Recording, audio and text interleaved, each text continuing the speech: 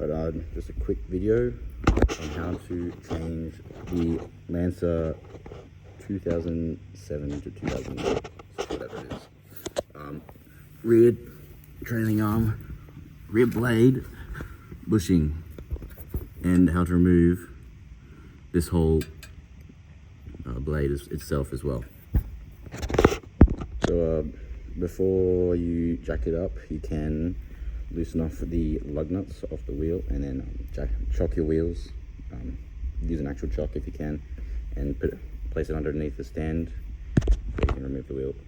So now that we've removed the wheel, you can get a better look and we can see what we'll have to remove this whole arm, or this, whatever you want to call it, the blade, so you can get to the bushing in there and replace it, or if you just want to remove the arm itself.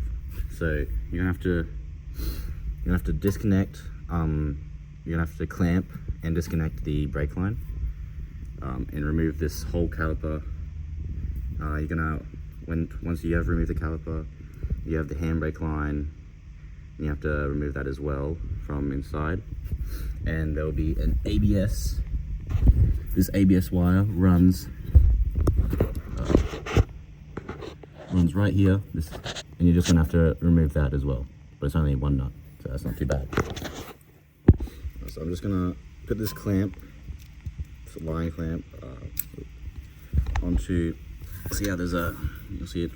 This line is flexible. It's not actually rigid. It's not a steel, whatever you want to call it. Just gonna close it off with my hand. I'm just gonna stop all that brake fluid from being able to come in when you get a 10 mil spanner.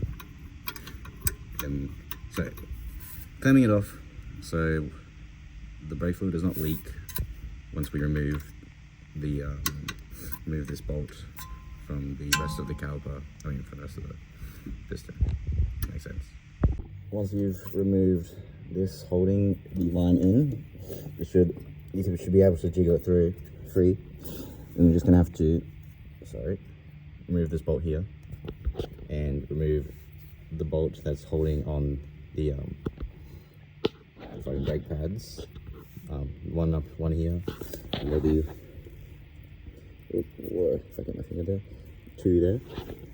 And you can just remove this whole assembly out, and you can then remove the brake rotor afterwards. Now you should just be able to remove this line. It's going to apply to your hands, and shimmy these pads out, which is happening right now.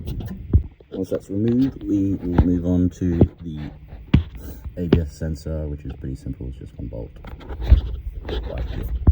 Once you have removed the ABS sensor, you can push it through that hole there, and we're gonna remove these 4 bolts, which will cause the rotor to, which will remove the rotor from this whole system.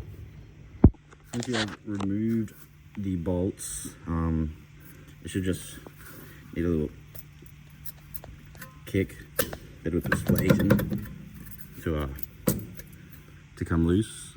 Like me a sec. Yeah, just give it a good pull. It was just a bit seized on. Just got to be careful. It is still connected to the handbrake line. But now that you do have it off, you're just gonna have to remove the actual rotor from this housing, I guess, which will be a bit of a job. Oh, I forgot to mention, you should probably have your handbrake applied before you remove the bolts behind. Otherwise, your caliper will fall straight out if you're not there to catch it. But once you have it off, just like lean up against something, release the handbrake, and it should slide right out, hopefully. Cool. If you somehow managed, I did struggle a bit to remove it, you want to remove this part and the rotor as well from the brake. I would recommend taking a photo of your rear e-brake drum, because we're gonna have to take it all apart to release the handbrake cable from in here so we can remove it from the rear arm.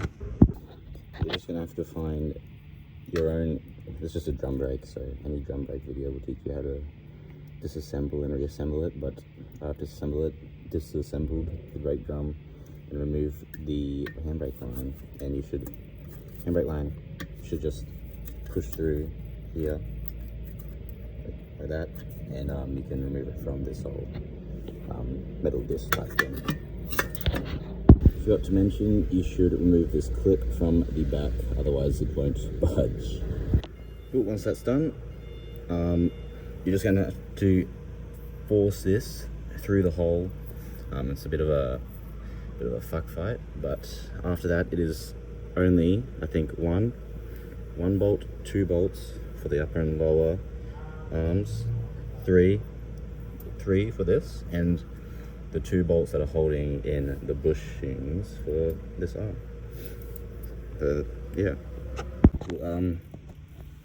You can't really push it all the way in while it's still connected up, so we're just gonna, the easiest way I've found to removing this is to start with this bolt. We're just gonna jack it up, remove this bolt so the suspension isn't always pushing down, so all these other bushings and the bolts aren't under stress when you're removing them. So yep, you're just gonna, cool. Once you have removed that bolt, you should just be able to release the jack.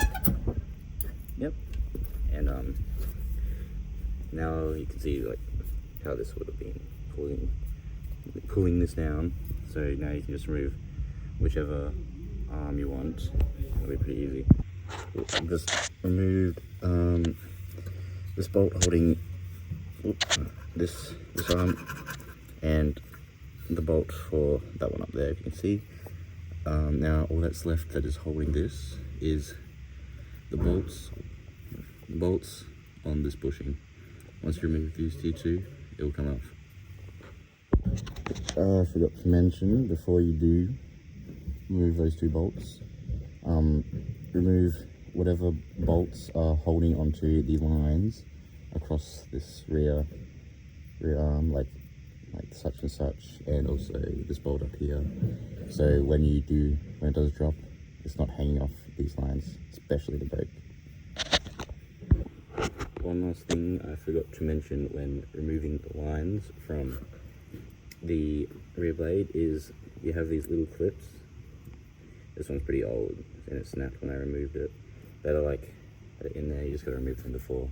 And with the brake line, you're just gonna have to maneuver it out of the hole, and be careful of bending it when you remove this one. Well, I've gone and pushed out the old bushing and replaced it with the new one. Let's put it back in, just do everything in reverse order, and don't forget to adjust your caliper handbrake appropriately and bleed your brakes as well, because you have cut the line